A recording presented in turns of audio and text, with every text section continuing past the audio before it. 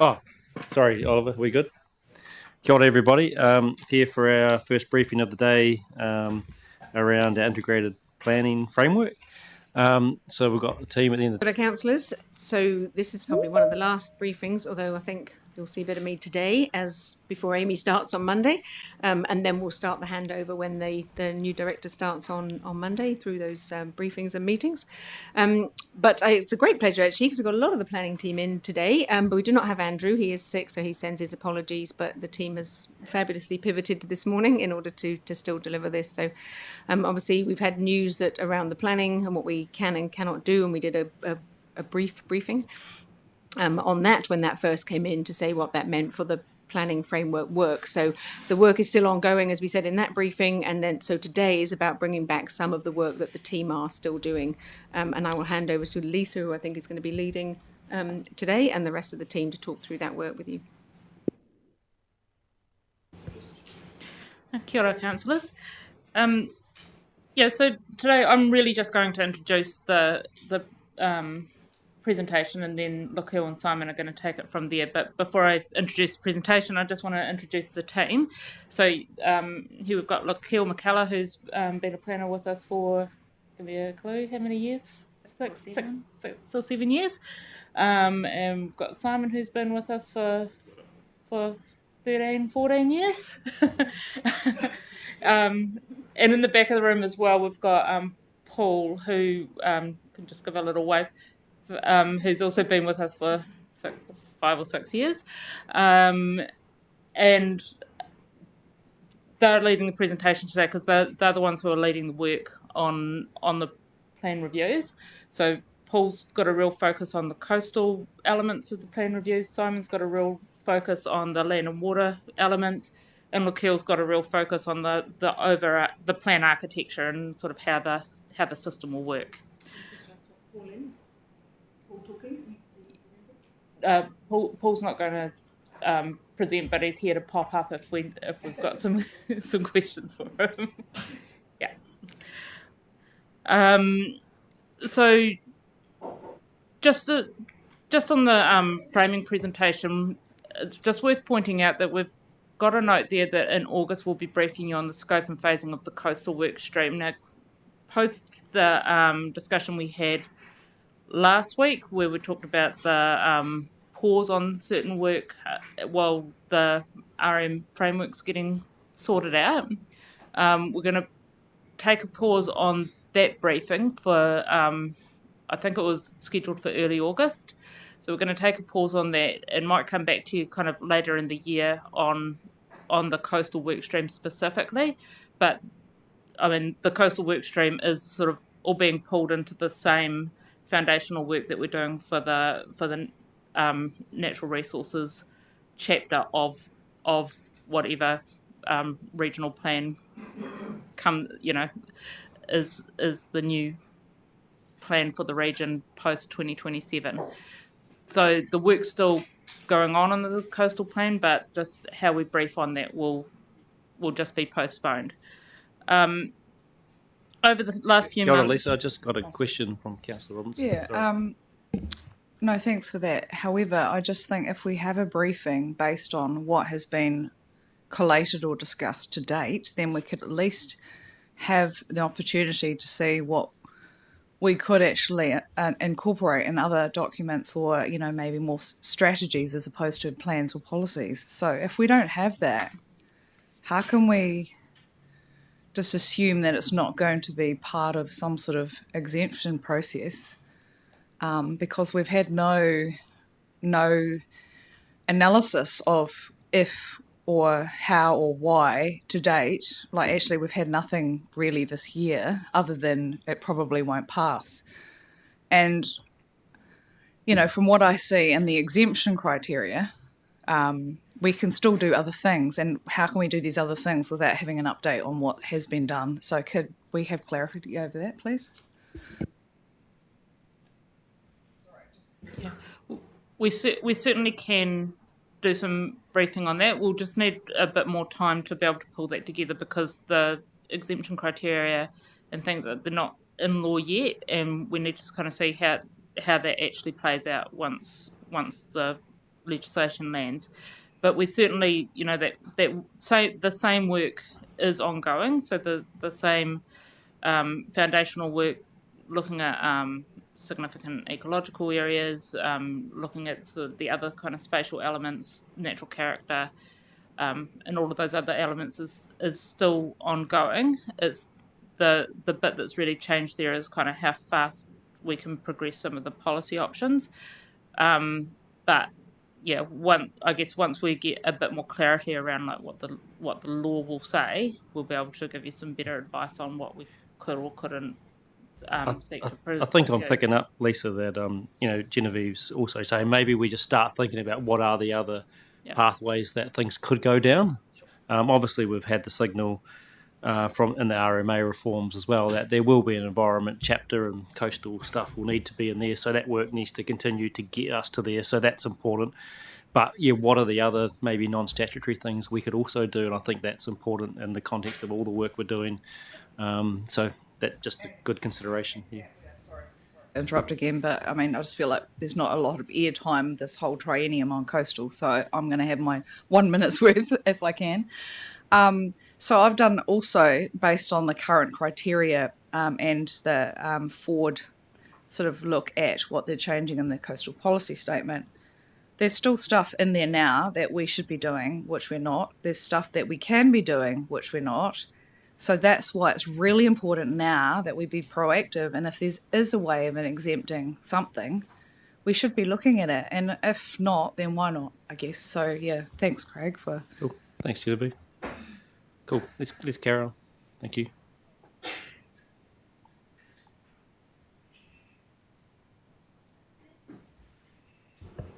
Okay, so over the past few months, you've had a number of briefings from myself and Andrew, where we've kind of talked about how we've shaped the work program to align with that sort of future RM system. And we're working across the organisation as well under that umbrella of the Smart Enabling Regulator to make sure that we're lining up with what the rest of the organisation is trying to deliver as well through the compliance improvement work and through the consents renewals and through all of those other work streams that are related to planning. But the work that my team have been doing in the last few months has really been focusing on what is the foundational work that we need to be able to come up with some good policy options to be able to progress the resource management issues that we've got in land and water, in the coast, and across the planning framework. So I'm going to pass over to Lakil now, who's going to start us off. Okay.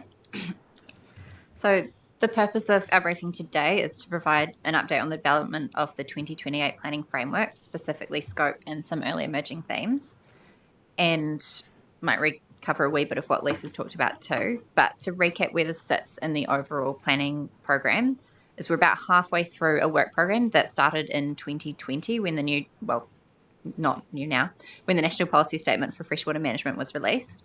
Under that, we had three main work streams: the Regional Policy Statement Review, which was paused late last year following changes to the Resource Management Act, a targeted change to the Coastal Plan, which, as discussed, has been impacted by the recent government announcements, and development of a new plan framework, which Simon and I are here to talk about today. Looking forwards, the next time we anticipate briefing you on this 2028 plan framework will be after the local body elections, when we can provide an update on development of options. Slide. Okay. Cool. So recapping our journey so far, implementing the NPSFM 2020 required a full review of the regional planning framework, including the regional policy statement, by the end of 2024. The National Policy Statement established a really specific process of community consultation, which roughly aligns with our process developed under the Canterbury Water Management Strategy. As we in our community know, this is really good in terms of getting results and setting community outcomes and actions, but the process was really time and resource intensive. And in 2022, it became clear that it was not possible for us to complete the full review of the planning framework within those timeframes. So a decision was made to focus on the regional policy statement, with a draft being produced for notification at the end of last year. While the regional policy statement development was paused in response to legislative changes in November 2024, we are still using the outcomes landed through that work to inform this work program now. The plan development team are now focused on doing the groundwork for setting up a new regional planning framework. And in light of the NPSFM 2020 being under review and recent legislative developments, the requirement to follow that specific process and produce a new framework as soon as possible is no longer in effect. This allows us to focus more on how we can better drive the outcomes which have already been agreed by our communities through those CWMS processes and the review of the RPS, rather than resetting outcomes.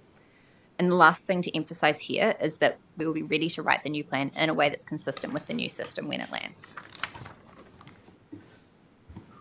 Because it's a changing space, we are going to quickly recap the resource management framework as it applies to Canterbury. We have national direction, which includes the Resource Management Act, National Planning Standards, National Environment Standards, and National Policy Statements. Under that, Environment Canterbury holds the pen on the Regional Policy Statement, which must give effect to that national direction. And we have a suite of 7 regional plans, managing a mixture of domains and geographic areas, and 10 district plans, all of which need to give effect to the RPS and the national direction above it. With more than a decade under the current planning framework, we are increasingly aware of the difficulties we face in achieving many of the community outcomes that were identified by zone committees and through subsequent planning processes. These challenges we face as a region reflect many issues in the resource management system that successive governments have identified, including too many resource management plans and not enough consistency across those plans. For example, in Canterbury, we have about 5 approaches to nutrient management contained in 9 rule sets across 2 plans. Exactly which rules apply depend on where you are. And this is mostly the result of the rolling sub-regional changes to the Land and Water Plan, which was a necessary approach at the time to work with local communities and triage areas that needed the most immediate attention. But now it's time to do a bit of cleanup and consolidation of our plans. Where rule sets have the same approach, this is arguably some unnecessary duplication, and as you can imagine, different approaches are quite complex for properties that cross boundaries. Another challenge is that consenting processes driven by our plans have gotten expensive, time-consuming, complex and uncertain. We're seeing these challenges manifest within the organisation as challenges with consent loads, compliance monitoring struggling to keep pace with the volume of consented and permitted activities, difficulty with data processing and management, and systems and processes that struggle to keep pace with the rate and change in legislation and regulation.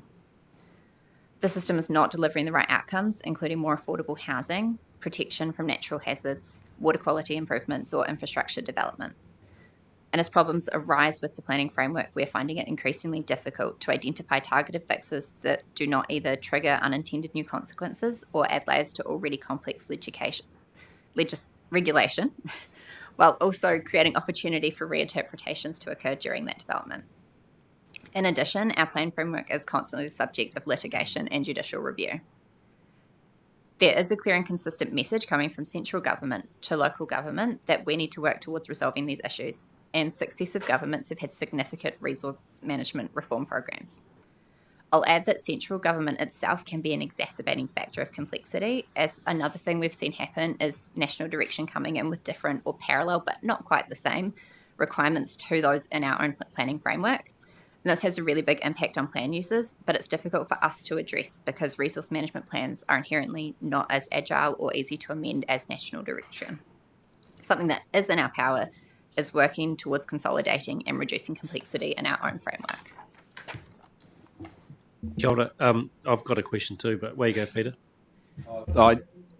I'd just like to unpick what you said there before. You're finding it increasingly difficult to find planning solutions or solutions to the problems that you're encountering. Does that mean more planning? Planners love planning, I know that. Or does that mean that we're due for an omnibus change across our planning framework to fix up some of those things that you're finding difficult?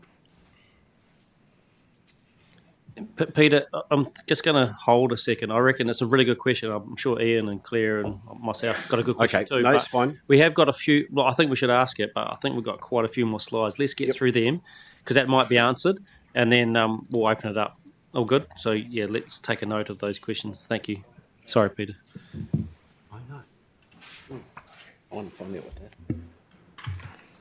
So here's what the new resource management framework could look like, with the same disclaimer that Andrew gave you last week when he showed you the slide. It's probably wrong, and we'll have more information when the replacement bills become public. The overarching national direction will be comprised of 2 acts and various national standards. It seems like under those will be a single combined plan for the region, which covers all of the resource management functions that are currently managed by both regional and district planning documents. This will include a spatial plan chapter, and I know there's a briefing up next about spatial planning, but to give some very high-level context, a spatial planning approach is using maps to envision a longer-term future and direct where certain types of development could go to ensure that things like growth or intensification are happening where it's sustainable, and actions like conservation are directed where they can have the highest impact. We anticipate that the spatial plan chapter can be a kind of evolution of the current space the regional policy statement sits in, so we can repurpose a lot of the work that we've already done in that space. This chapter of the new framework will be supported by a natural environment chapter, managing mostly what are currently regional council functions, and an urban development section with chapters for each district, which mostly pick up on those district planning functions. The planning framework development we're briefing on today is how we're delivering that green box, the natural environment chapter, which we're working towards a 2028 timeframe on. And this has sort of already been covered today, but to just recap what those most recent RMA reform announcements mean in the context of this 2028 planning framework. The whole coastal plan was going to be incorporated into the 2028 regional planning framework, so the targeted change work underway can be delivered at the same time. And this halt doesn't impact any of the components Simon and I are here to talk about today, as we were already working towards that 2028 timeframes. And the second directive to continue foundational work is exactly what we were doing.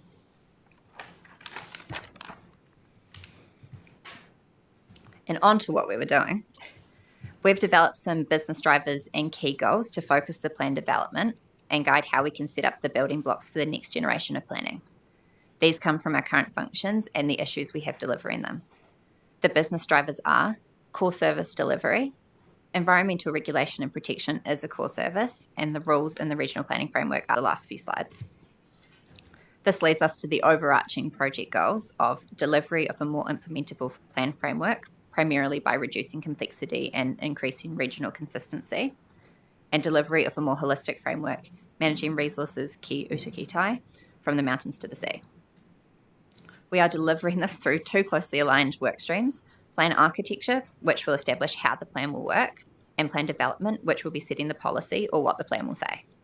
I'm going to speak a bit more about the plan architecture part and then hand over to Simon. So how we will build and structure the plan. We've identified key goals for plan architecture, starting with improved usability. An avenue here that we're exploring is if or where it might be appropriate to make more enabling pathways to do certain activities in certain places. Where we have reliable information, can we preload some of the assessment of environmental effects into the plan and establish pathways to an easier yes? What kind of activities or places might this be appropriate in, and do we have the right information to set that up? Something else here is that increased usability would be reflected back into the council as well as increased implementability. This work around more enabling pathways will also hopefully reduce the time spent on those consent applications. Many plan users work with consultants to understand the plan and ensure that they are undertaking activities in a way that complies with the rules. And that's an indication to us that some parts of the plan have become overcomplicated in terms of options, tools, or how the rules apply. There's work we can do to make it more user-friendly from both a tools and drafting perspective, but also looking at platforms for the plan. For example, to have a system where someone can type in their address and see the rules relevant to their property, you do need to design and draft your plan in a way that narrows down the number of the rules that apply in any given place. Covering regional consistency and integration together, we also have work to do to standardise methodologies and measurement units used throughout all of the planning framework as they come together in one document. And as you will know, with land, water, coastal and air frameworks coming together, this means we want a consistent approach to things like water quality and managing activities that will impact it, whether that's coastal or freshwater being impacted. As I mentioned earlier, there are components of the current planning framework, like nutrient management, that are quite fragmented after rolling plan changes, and we've learnt lessons and seen what is and isn't working through each of those plan changes, and each one has set us up for this next step. We will also be preserving the community outcomes that came out of those CWMS processes, but resetting the tools to create a more consistent region-wide framework. The modular or adaptable building blocks work there is what I'm most excited about. We're starting this time not with what we want the plan to say, but by compiling all of our information and tools and mapping out how we want them to work together. The idea here is that having a really clear understanding of how we want the plan to work will mean it can be the foundation for any outcomes or provisions that we land through options testing. And it will be adaptable to future changes as well. This is one of the key ways we're staying adaptable to the resource management reviews currently underway, and how we can keep working now to be ready for the next stages when they land. We can also make sure the tools used are ones that have been working well in the implementation space and are fit for purpose before they're embedded in the plan again. So talking through those goals, we've probably touched on most of the scope points there, but I'll add a few additional comments. In terms of plan platform, we do want to make our plans more user-friendly than the current PDFs on the website. One of the things we've learned is that for it to function well with the size and scope of our planning framework, we need to draft to a structure that will enable its use in a digital platform. Otherwise, things don't integrate well. We've had experience retrofitting our plans into a tool, and it was difficult and ultimately unsuccessful. Next, starting our thinking with spatial information will help us evolve and refine our use of spatial planning, which we expect will be a significant component of the new system. And finally, the tools and information, including spatial information, which will ultimately underpin the plan, are part of our adaptable building blocks work. So that's all from me, and I'll hand over to Simon to talk more about the specifics of what the natural environment chapter is going to do.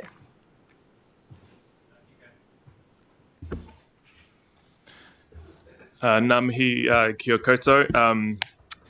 Part 2 of our work plan rounds out how we'll deliver this more implementable plan framework. Part 2 is a review of our 6 plans, and these are the coastal plan, our land and water plan, plus our catchment plans. Those are the Hurunui Waio River Regional Plan, the Waipara Catchment Plan, and the Waimakariri River Regional Plan. Those are the plans that haven't yet been incorporated into the LWOP yet, and also also the air plan alongside those. The review then looks into these plans against four key goals of reduced complexity, regional consistency, integration, kiutakitai, and outcomes focused. And by outcomes focused, we mean having a clearer line of sight from the regulatory ask of people to the outcomes that the community have already landed on. Ultimately, this is to achieve a more implementable planning framework, as Lockyer was just talking about, alongside developing, alongside the architecture that Lockyer and other staff are doing. What is important to note here in this review part is that it's designed to help us build on the work and the systems that have been developed throughout the last decade. Take the learnings from our foundational work, like from the Section 35 review that's currently going on, and consider potential alternatives going forward into the future. And I see that you've got a spatial planning session coming up soon, so that those elements will also be part of this review. How can we best deliver on these things using some of the tools that are coming to us?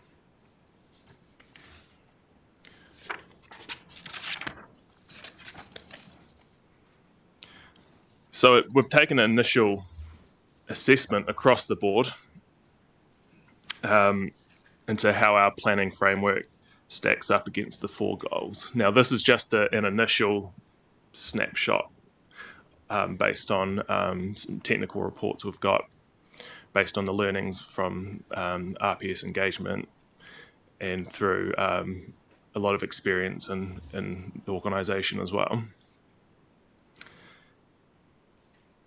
taking the initial data that we have, we've identified the areas of our plans that require the most attention to achieve those 4 goals that I just talked about. This is expressed in this matrix as the darker the colour, the more complicated the issue. This then translates to the degree of attention required during the review.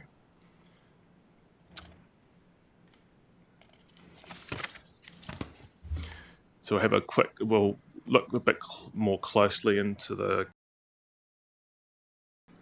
cool. So looking more closely into our coastal domain, we know that the coastal environment is a complex legislative space with many different acts, interests, and responsibilities to take into account.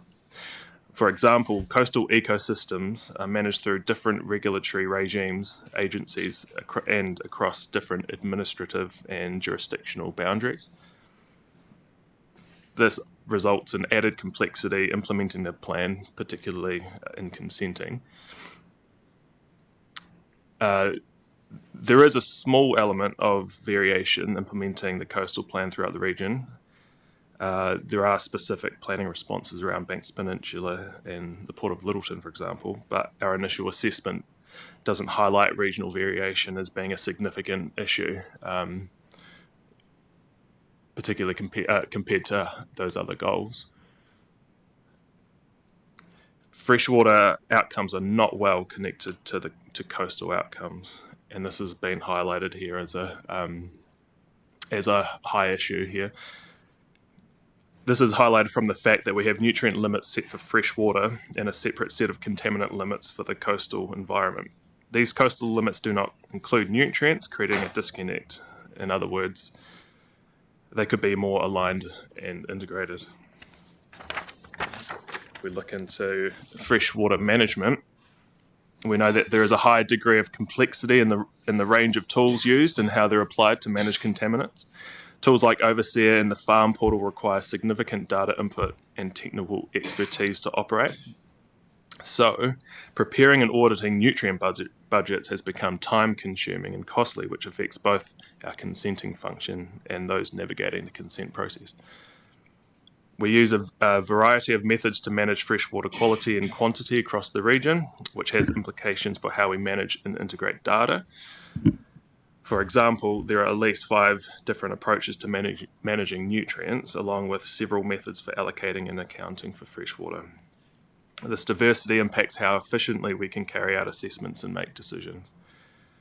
And as you've already heard, freshwater outcomes are not well connected to the coastal outcomes due to that lack of integration.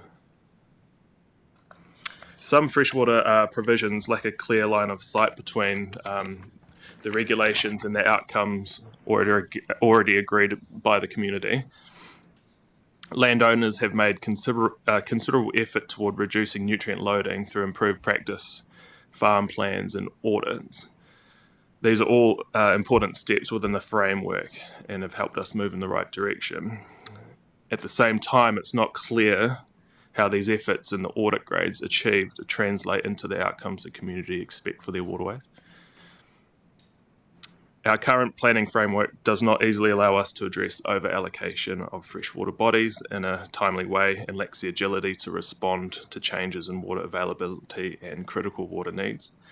Therefore, there is a lack of flexibility to reduce over-allocation quickly, respond to water availability in any given season, or support critical water uses such as time-sensitive crops that require precise irrigation at the right time or critical community needs.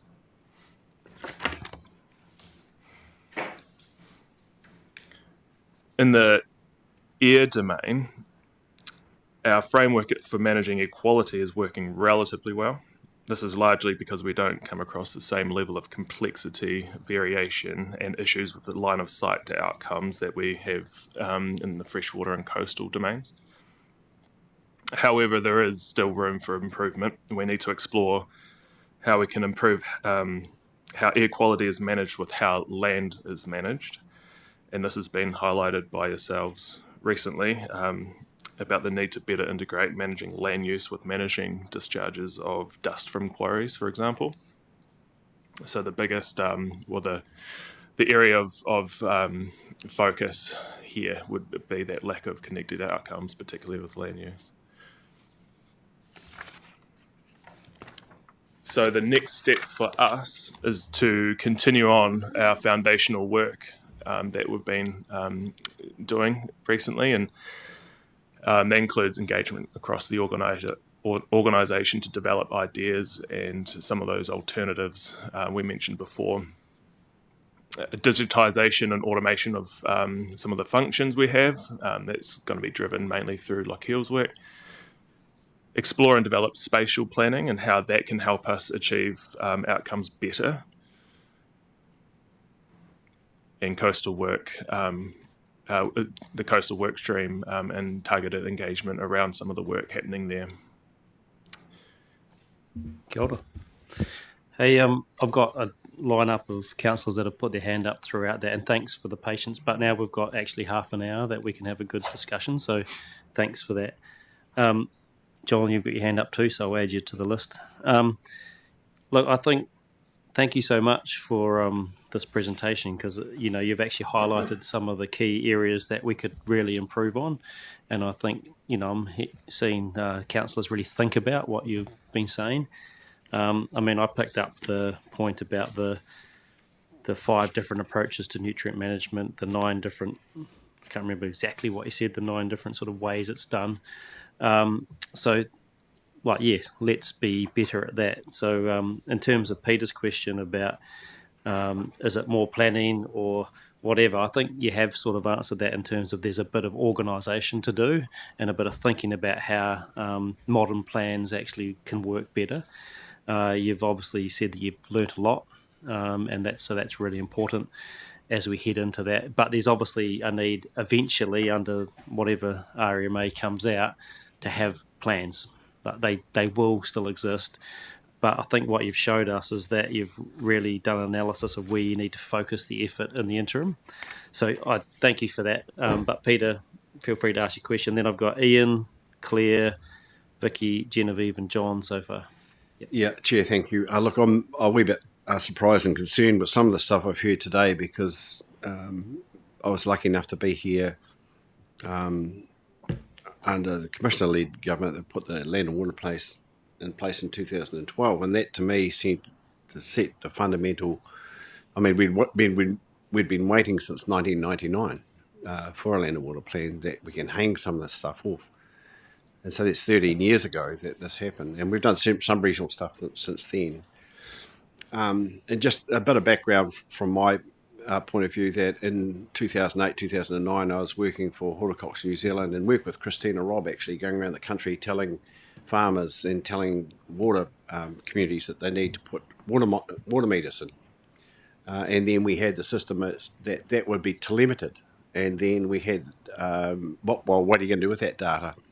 And I think we have seen some of that data, but we're not consistently seeing that data. So when you talk about over allocation, we understand over allocation, but what is the use? We don't. I don't know what the catchment use is, for example, on my catchment, and it's something that we've been talking. I've been talking about that since I was a CEO of Opua Water. We need to understand how much water is allocated, how much we're doing, how much nutrient, and all those things.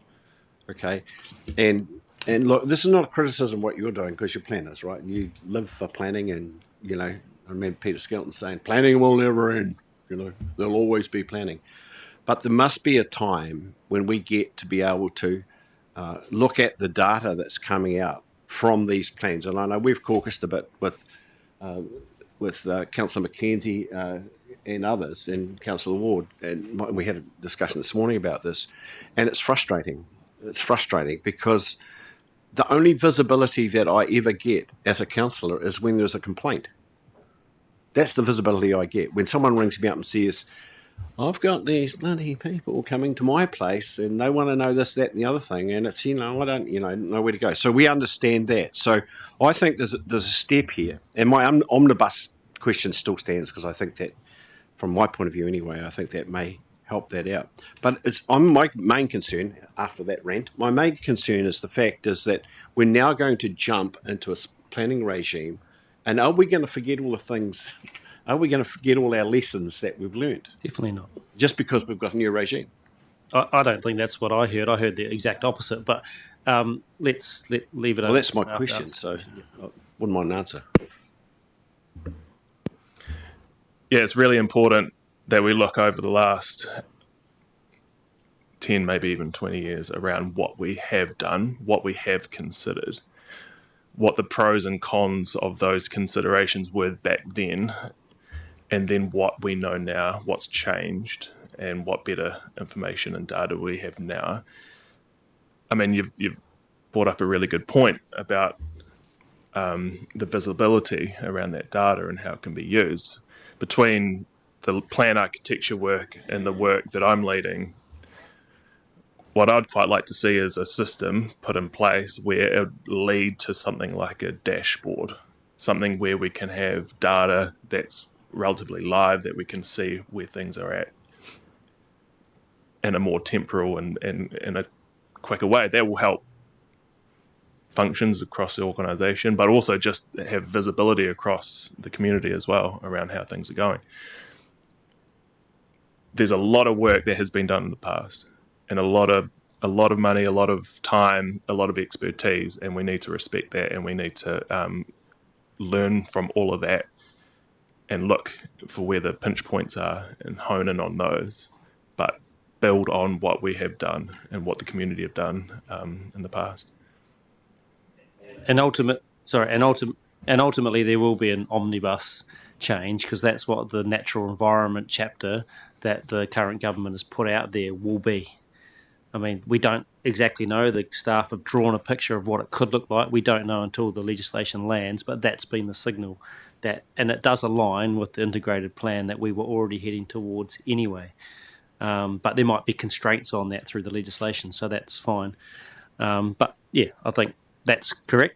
Effectively, there is an omnibus change that happens at some point, and it gets all brought together in one place, as the current signal suggests. Ian, and then I'll go to Claire, and then carry on the list. Thanks, Greg. My original question, I don't think I want to ask it anymore, because you've sort of gone around it a bit. But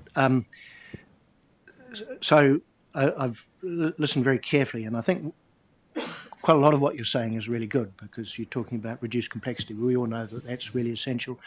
A degree of consistency, and we know that, for example, Plan Change 2, if you straddle boundaries, Plan Change 2 and Plan Change 5 as an example, you end up in a bugger's muddle trying to sort out both sorts of things.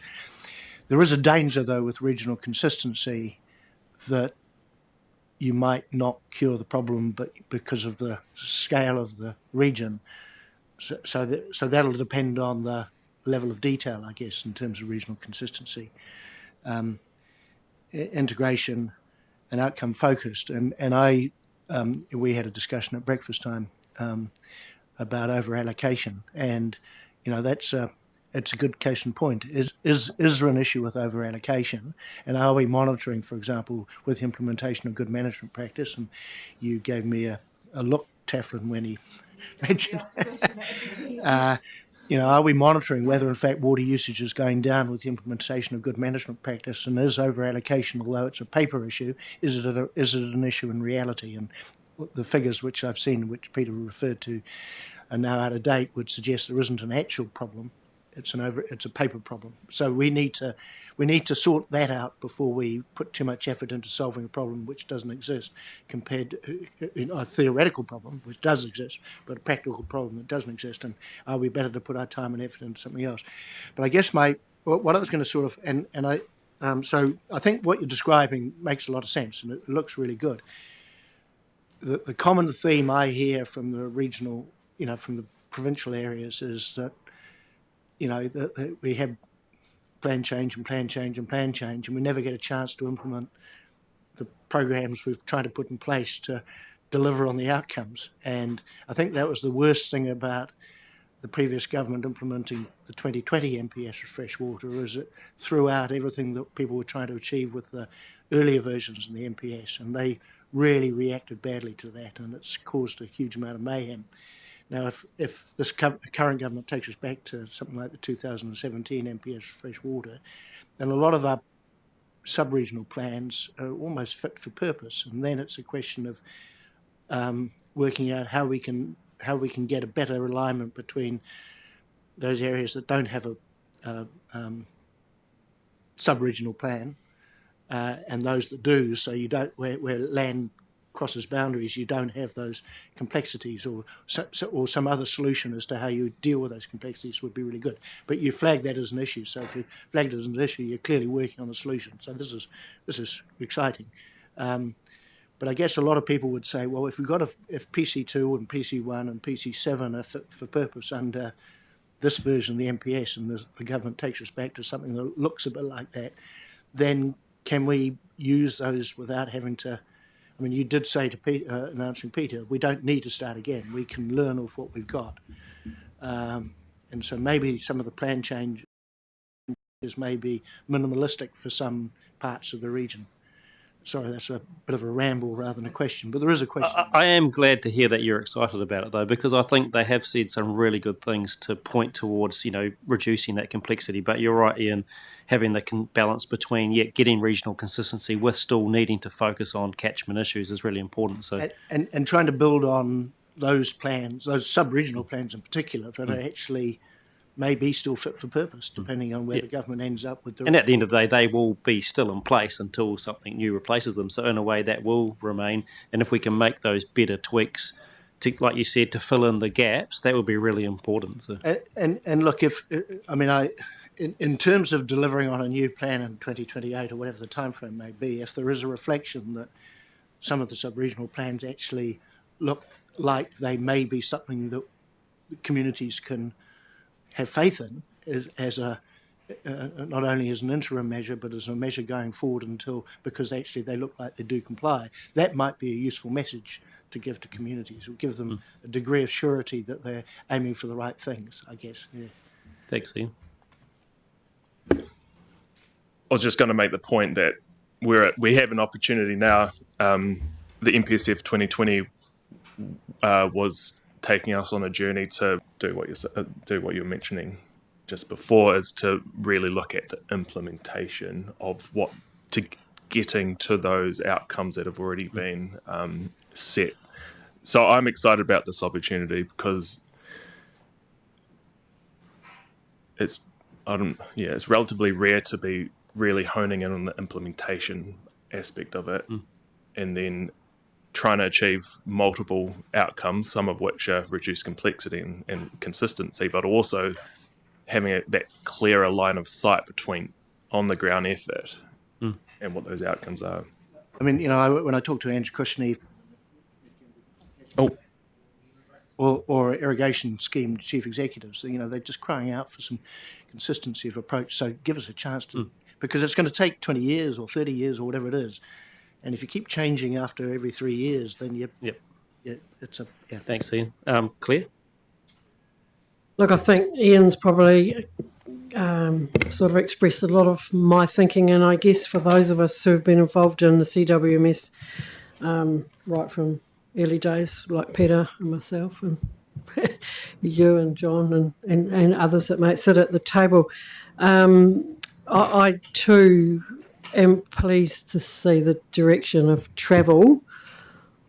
I will just keep my powder dry and see what comes out the other end, because I'm sure that I'm not going to be happy with everything. But, I mean, thinking that we have 1,000 rules currently, 1,000 rules, it really does need to be sorted. So I'm pleased to see that you're moving this way. I've got a couple of questions, which I'll just come to at the end, but I do think that we need to get some clarity around what a holistic framework looks like. We hear ki katai, but what does that actually mean when you're talking to the property owner out in Hiranui or Waimakariri or South Canterbury? Because let's face it, the action actually happens at a property level. And I know we've got all these collectives doing, the irrigation collectives doing a heap of work, and catchment groups and other community groups doing a heap of work. But basically, that investment in time and money still actually falls back at an individual level. So just thinking about how that is actually caught.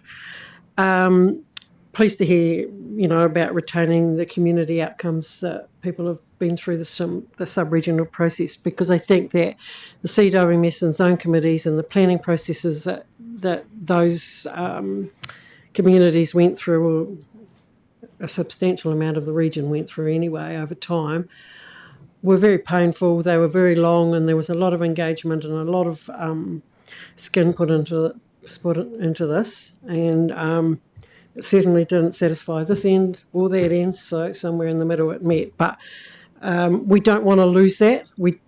Whatever you do and lands on, we've got to have buy-in, because we're not going to get actions if we don't. If people can't see themselves reflected in this, somehow we're not going to get the actions.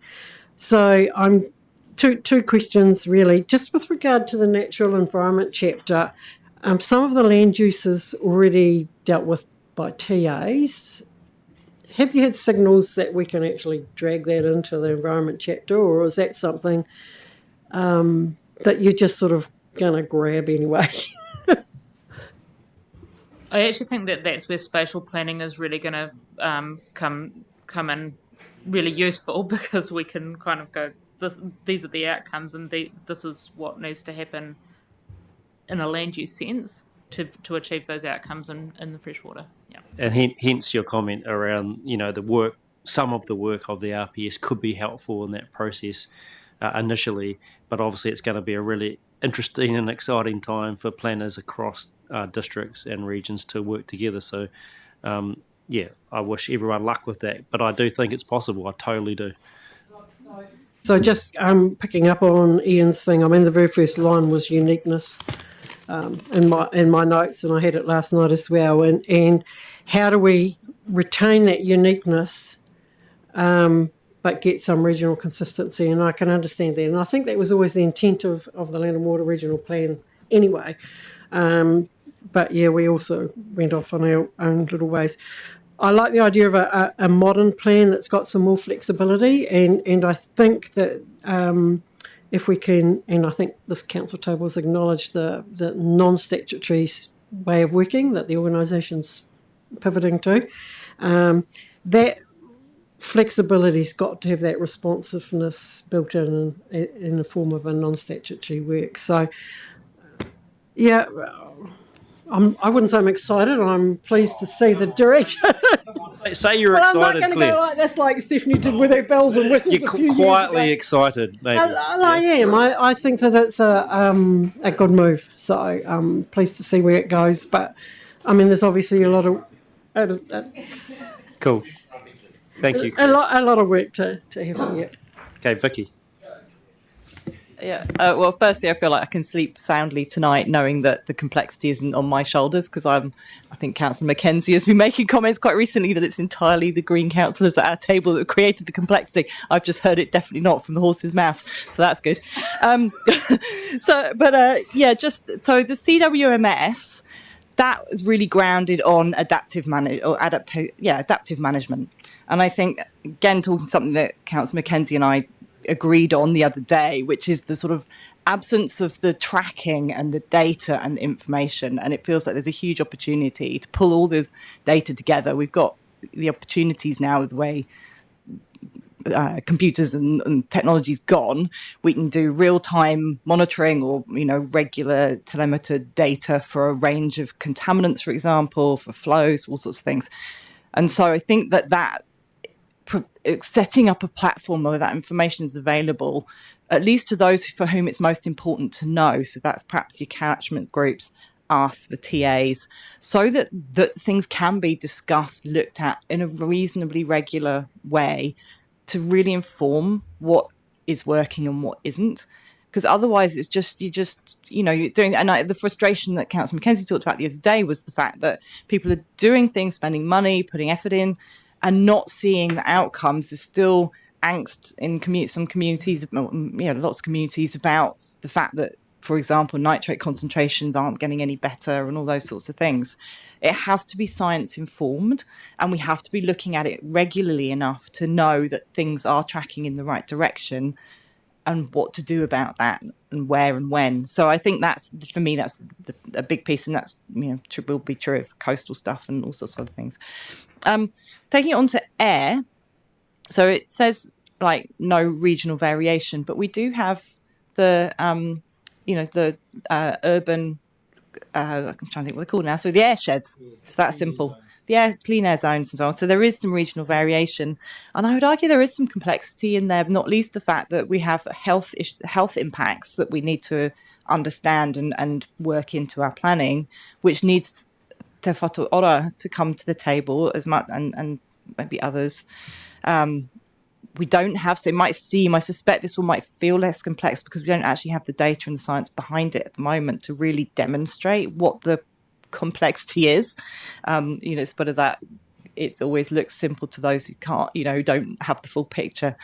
So I think that one is, I wouldn't necessarily sort of presume it's all quite straightforward. I think there's a lot more complexity in there than what this is suggesting. And I would be sorry to see it as a sort of poor cousin to the other parts of our plan, and I think maybe to start doing a bit of thinking on there, and actually that's because one of the ones I get as having Littleton in my constituency is around cruise ships, and all shipping actually potentially has can have some quite nasty emissions going with them potentially, but it sits with maritime New Zealand. But when you're somebody who's being exposed to emissions, there's multiple sources, and just because one source sits with, say, Maritime New Zealand and another source sits with us as responsible regulators, collectively those are what affect you as a human being. So it is quite complicated because it's the same things but from different sources that are being regulated by different parts. So anyway.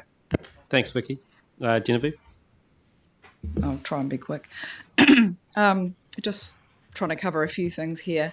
I'm pleased that we'll sort of look at over allocation. I think that's a real key thing, and I think there's probably a few more catchments there that we really need to look at us, because the sub-regional plans, for me, I actually think they're actually good at addressing some of those quite high risk areas, and if we could paint the whole region with a similar brush would be ideal, without doing particular targeted sub-regional elements to it. So I think that's really important. But in doing so, we need to actually look at how we allocate water, and that is really, really important, with the main well-beings at the key of that, from the environment to cultural and then the economy. That's how I see it, and I think that's how we get equitable water and how we address some of these key issues. But the thing is that the key thing that the sub-regional plans I see that is effective is when you reconsent or provide a new consent, within that you have to claw back your allocation. And that's specifically what I think we need to be really, really careful that we're doing, because from, some issues that I've seen that we're maybe not quite doing that effectively or in the right manner or order. That's just what I see. So with regards to integration of plans, it's probably not really a question yet. I'll get there. It's all very well so long as the key issues addressed in each of those domains is highlighted and addressed, because that's my worry, is that integration might be a way of doing things with ease, but not necessarily for best practice. And that is my big concern. It looks good on paper, we've done this, but really when you dig down deep, and sort of like replying to Councillor Scott's comment on the Land and Water Regional Plan, that's been also some of our demise, because most of our litigation has come through the Land and Water Regional Plan. Most of our key issues have come through that. Not that it's not a good document, but we need to address those reasons why they have issues, why it has issues. And I think the sub-regional catchment planning has actually addressed a lot of those things. So allocation model is key here, and I think preferential allocation is needed, not just because you've got something you should have the resource for the end of time. I think it needs readdressing, and that's what I see. I'm going to bring it up: water trading. The economic value of water. It shouldn't be, but it is, and this is half the problem here. So if we address that, then yeah. And I think that'll be something that Minister Bishop will be Yeah. grappling with as we speak. So that is a massive issue at a national Massive. level, actually, Yeah. not just at a regional and local No, level. that's what I'm saying. Yeah. John, and we've got 5 minutes left, people, just so Yeah. everyone knows. Thank you, Mr. Chairman. And I guess my I'll question put you down, but are somewhat rhetorical, as most has been covered. So I guess my first question: what of the CWMS? Given that a number of us were there at the get-go and what we developed, the collaboration, the years of work to get to a community space, and equally the challenge of turning industry and others away from what was the Land and Water Forum in Wellington and going subsidiarity, which is our catchment plans, but sitting within our zones, and we fought really hard to get to that place. So I absolutely believe in, if we can simplify, that's great, but being aware of why we did put that subsidiarity in place, given the fight that we had, that a national overarching wasn't going to do anything for us. And at times, we're a bit nervous about what a regional might be. So that balance between a simplification and regional consistency with the outcomes that we actually need. Are there winners and losers in that conversation? And to Ian's point, beginning the Selwyn Waihora conversation, when we were looking at water and allocation, I think we came to the conclusion that yes, we're over allocated on paper, but no one could tell us how much. That's 15 years ago. No one could tell us how much water was being used. We have all as farmers got telemetry, we have meters, all the schemes, the river, all that data comes in, but no one can tell me how much water we use. So I am not interested in a conversation about reallocation of water until this organisation can tell me how much water is being used in each catchment. And if it shows that it should be, then more than happy to have the conversation. But at the moment, it becomes theoretical. Yes, I can understand and see deficits within the environment of lower flows. We get that. But without that critical piece of data, how do we have a conversation? So, yep, simplicity is good, but don't forget that subsidiarity that we fought really hard for, given the different catchments, and give us the data so we can make an informed decision, not a theoretical or ideological. Thank you. thanks, John. Grant, that's probably going to be our last question, sorry. No, it's okay. Thanks for this. Lots to digest, really, and the direction you're going in. I think you've mentioned a few times the spatial planning. It will be really important. I don't believe that simplicity is necessarily the answer. There are two things that I was going to pick up on. One of them was, in terms of that spatial stuff, the RPS, freshwater management units, provide a different model than the sub-regional approach that we had before. It's kind of a slightly different context in each of those freshwater management units. They are physically and scientifically contained within certain boundaries, if you like, physical boundaries, geophysical boundaries. The idea of a modern approach. That's people understanding the layers, geophysical layers that build up their catchment, and then you apply that. And I think, or a comment I was making to myself, in terms of the land and water plan, I kind of think what happens on the land is the primary cause of the effects on our waterways. At the moment, our land and water plan kind of brings them together in a bit of a muddled situation. How could you separate that out so that you have outcomes concentrating on water primarily, and the land issues are about management, and that is Claire has suggested, is potentially an on-farm through a farm environment plan within subcatchments. And to my mind, that's talking to the people who are actually activating on the land, giving them some guidance, seeing what they're doing, flexibility, but the outcomes remain the same consistently regionally. This is what you need to achieve. This is the water quality we want. In terms of allocation, you can have as much water below that ground if you like and take as much out as you like. But what does that do? That impacts on what you do on the land, and then ultimately that's the waterway. So it's not just a matter of saying, we've got this bundle of water here, let's use it. That's not wise use of our total resource. So I'm looking forward to everything in terms of what the government is saying. One of the issues that hasn't really been talked about are property rights. We don't really know what that's going to mean. But I suspect it will mean more say from the people who are, more say from our farmers and land users about how, and that's through collaboration and partnerships with our rural communities especially. Anyway, that's me.